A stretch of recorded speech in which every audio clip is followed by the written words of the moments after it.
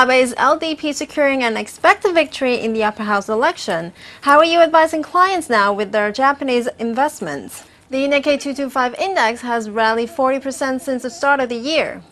Well, this clearly depends on the view of dollar yen, and what the many market participants are expecting is for continued weakness in the yen as a result of the continued quantitative easing and printing of money by the Bank of Japan.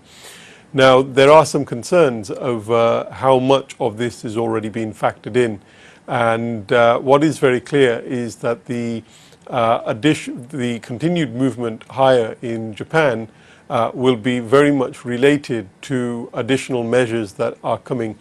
Now, that could be either on the fiscal side, or it could be from the Bank of Japan, or most interestingly, it would be if there is some structural reform.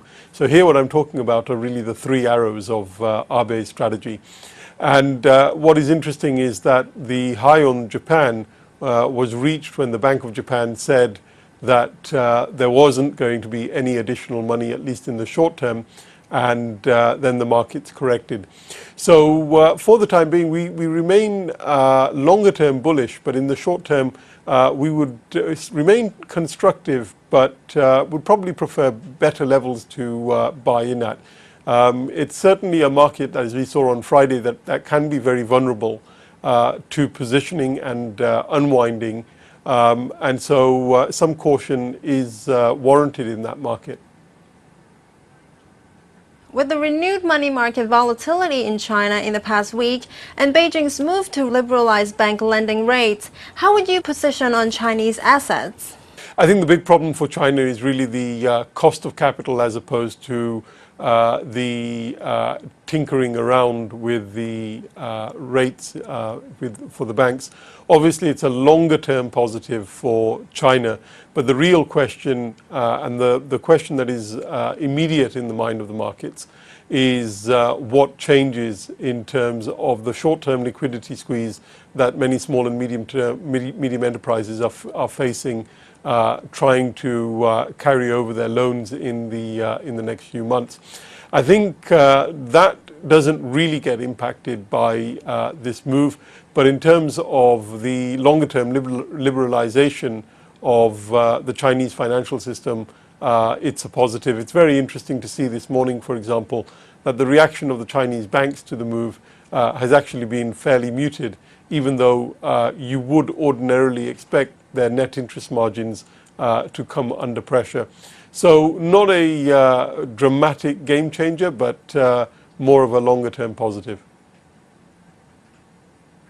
Would you recommend buying Chinese banks now? I think there is some value appearing in the banks.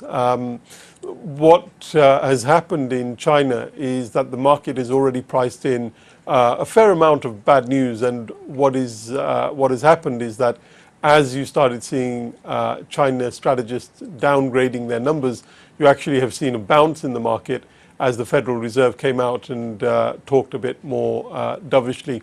What the Chinese banks and what the Hong Kong equity markets in general are going to be a lot more vulnerable to is the direction of the dollar.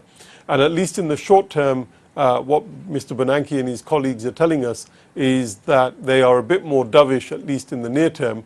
But what the events of June have really told us is the potential impact on a lot of these stocks once the Fed does start tapering.